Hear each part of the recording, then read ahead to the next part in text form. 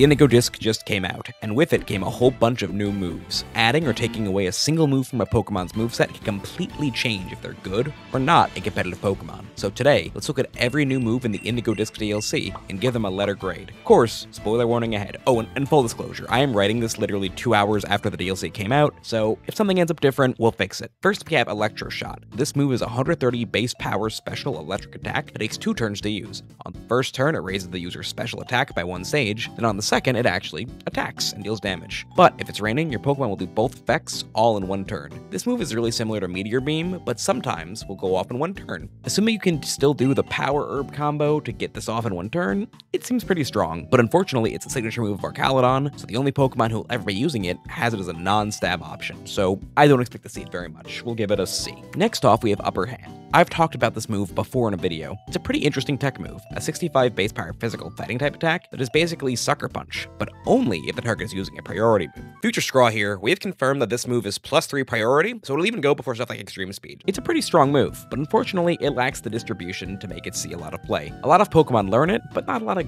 good ones. The best users are probably Hitmontop and Okidogi, which says a lot. Very good move, but due to distribution, C+.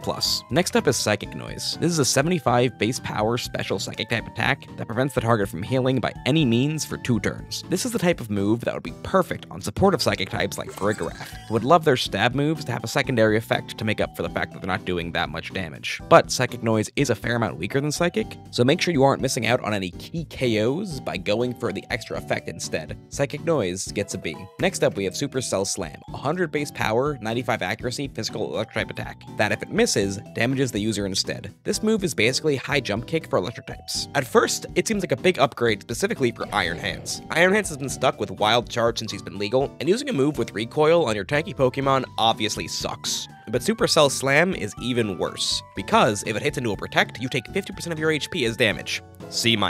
Next, we have Temper Flare. This move is exactly Fire-type Stomping Tantrum, a 75 base power Fire-type attack that doubles in power if the user's attack failed the turn before. Just like Stomping Tantrum, this isn't a move that you want to run, but if there's a Pokemon that really needs Fire-type coverage, you're not going to be upset you have access to this. A solid B. Alluring Voice is up next, and it's a pretty cool move, an 80 base power special fairy-type attack that confuses the target if their stats have been raised this turn. Pretty similar to Burning Jealousy from Sword and Shield. It's slightly weaker than Moonblast, but if you're a Pokemon that didn't have access to Moonblast, or really values punishing setup, this will be a good tool, B+.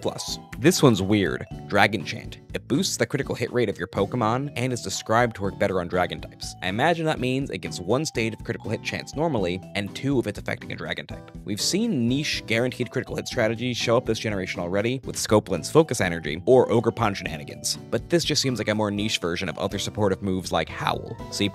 Hard Press is a Steel-type clone of the move Vice Grip, a move that increases in base power if the target has more HP remaining. A cool move, but unless the Pokemon doesn't have access to a more consistent Steel-type attack, like Iron Head or Heavy Slam, I really wouldn't recommend this one, C-. Tachyon Cutter is a 50 base power special Steel-type attack that never misses and always hits twice. This is a signature move of Iron Crown. With a functional base power of 100, this makes it the strongest, no downside Steel-type special attack in the game. Plus, hitting twice can be useful for stuff like breaking Multiscale and Focus Sash, a solid A. There'll be no reason not to run it. Our next signature move is Mighty Cleave, the signature move of Iron Boulder, a 95 base power physical rock-type attack that hits through Protect. Usually, if you want a good physical rock-type attack, it'll be inaccurate, like Rock Slide or Stone Edge. But not only is Mighty Cleave accurate, it has a huge upside, A+++++.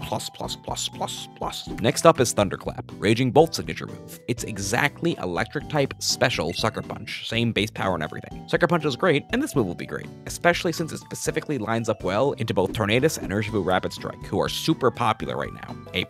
Next is Burning Bullwork, the signature move of Gouging Flame. This move is Protect, but if the opponent hits into it with a contact move, they'll get burned. Protect with upside is always excellent, but they're not a reason to run a Pokemon in and of themselves, so we'll give it an A-.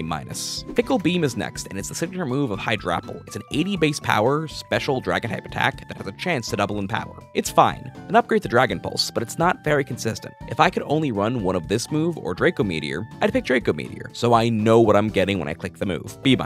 Next is Terastorm, 120 base power special normal type attack that becomes a spread move if Terapagos is in its stellar form, whatever that means. Like I said, the game's been out for 2 hours. For high-powered attacks like this, normal is actually pretty good typing, because it hits a lot of Pokemon neutrally, A+. And finally, we have Malformation Chain, the signature move of this guy, Peacharunt, I think is how you say it. It's a 100 base power special poison type attack that has a chance to badly poison the target. 100 base power, 100% accurate moves with no downside are already pretty valuable. So, when you give them an upside, it's great. There's no reason to run any other special single target poison type attack over this, unless you're doing gimmicky Venoshock stuff, A+. So, there you have it, all the new moves in the Indigo Disc DLC. Do you think I overestimated or underestimated any of these moves? Let me know in the comments. Thanks.